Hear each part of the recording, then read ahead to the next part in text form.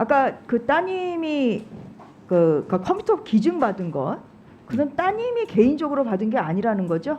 따님이 그 회사 소속되어 명의로 있는 회사 명의로 예, 그 동아리 단체가 보육원에다가 할 받았다. 겁니다. 예, 동아리 영수증도 단체가 받은 것이다. 물론입니다. 예, 그리고 방금 이제 나온 그 고발 사주 관련해서는 지난주에 혐의 없음 처분 받으셨죠? 예, 그렇게 됐습니다. 예.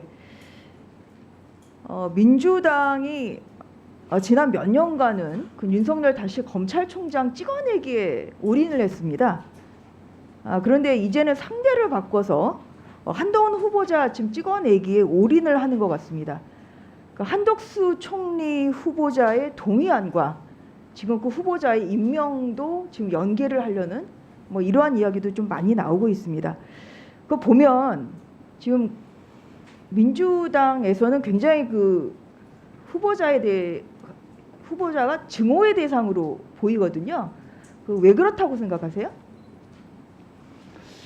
저도 그건 잘 모르겠는데요. 제가 사실 이 정부 초반이나 그 이전에 대기업 수사나 정치인들 수사할 때 여기 계신 위원님들 비롯해서 민주당 의원님께서 저를 많이 응원해 주셨습니다. 그때 참 감사했고요.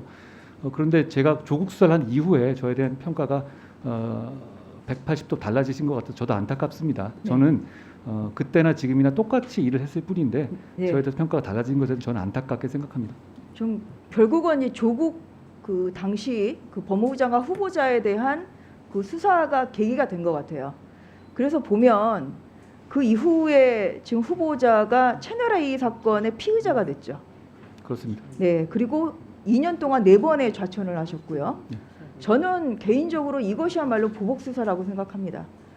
12번째 만에 그 혐의 없음 처분 결재를 12번째 올린 끝에 혐의 없음 처분 그 결정을 받았습니다. 이거 정상적인 수사입니까? 통상적으로는 찾아보기는 어려운 사례 같습니다. 네. 그래서 만약에 뭐 법무부 장관이 물론 수사 지휘권은 없습니다만 법무부 장관으로 임명이 되신다면 해야 될 것은 이러한 그 검찰의 또한 법무부의 그 떨어진 그 정치적 중립성과 독립성을 회복하는 것이 저는 가장 큰 급선무라고 생각합니다. 거기에 동의하시죠? 네, 공감합니다. 예.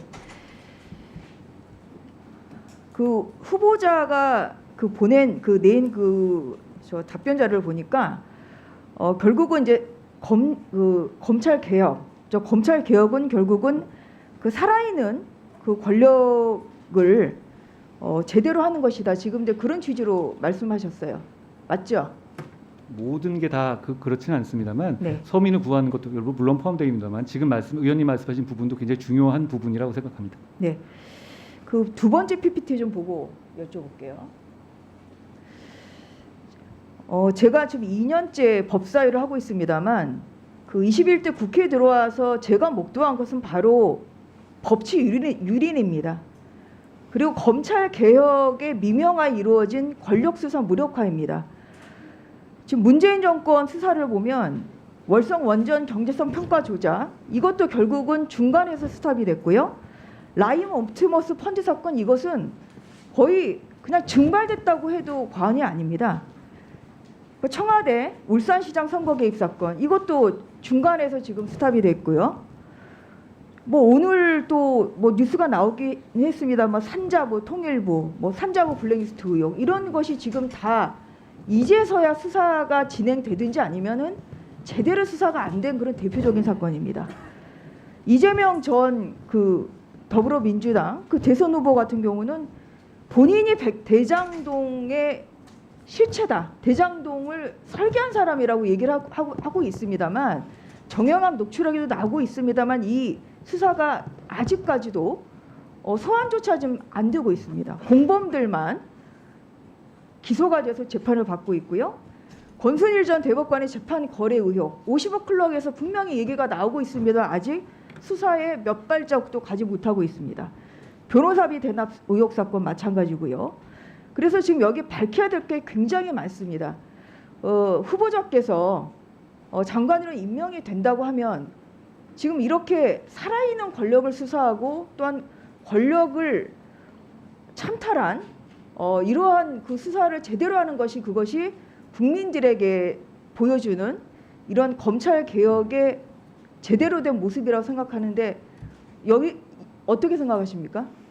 의원님 말씀 잘 들었고요. 제가 특정한 사건을 전제로 해서 말씀드리는 건 적절하지 않아 보입니다. 다만 없는 죄를 만들어서 뒤집어 씌우는 게 안 되는 것만큼이나 있는 죄를 덮어주는 것도 안 된다고 생각합니다. 네. 그 보면은 법과 원칙에 따라서 공정하게 수사할 수 있도록 제도와 환경을 만들어 나가겠다. 지금 이렇게 밝히셨거든요. 그러면 제도와 환경을 어떻게 만들어 나가시겠어요? 의원님 말씀드릴까요? 네. 예. 위원님 말씀처럼 저는 보복 수사의 피해자라고 생각합니다. 독직 폭행까지 당했고요. 그렇기 때문에 더 저는 그런 보복 수사 같은 말이 나오지 않도록 철저히 감독할 겁니다. 그리고 이 정권 후반에 봤듯이 저희들은 법무부 장관이 구체적 사건에 대한 수사지휘권이 이렇게 막강한 것인 줄을 몰랐습니다. 뭐든 할 수 있는 정말 전가의 보도였는데요. 당선인도 그렇지만 저도 이 부분에 대해서 과감하게 내려놓을 겁니다. 구체적 사건에서 개입하지 않을 거고요. 검찰 수사를 독립된 환경에서 검사들이 자기 소신을 가지고 진실을 파헤쳐서 책임 있는 사람에게 책임을 물을 수 있도록, 그리고 그 과정에서 그게 법에 맞고 한다면 그게 정권의 유불리랑 관계없이 인사에서 이 불이익을 주거나 그러지 않을 겁니다. 네. 이제 검찰 그래서 저는 인사가 만사라고 생각을 합니다. 그런데 제가 2년 동안 법사에서 본 그 검찰의 인사는 정상적이지가 않았어요. 권력 수사를 하는 사람은 지금 좌천이 됐고요. 또 권력 수사를 뭉개는 사람이 오히려 영전을 하는 희한한 결과를 제가 2년 동안 봤습니다. 그런 평가가 많다고 생각합니다. 부탁드리겠습니다. 네.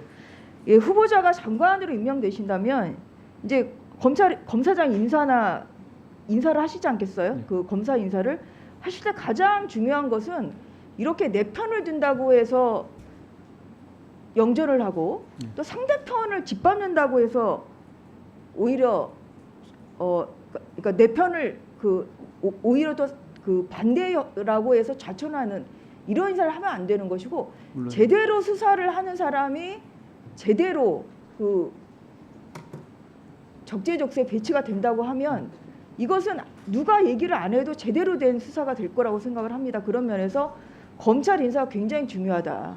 예, 이런 말씀을 드리고요.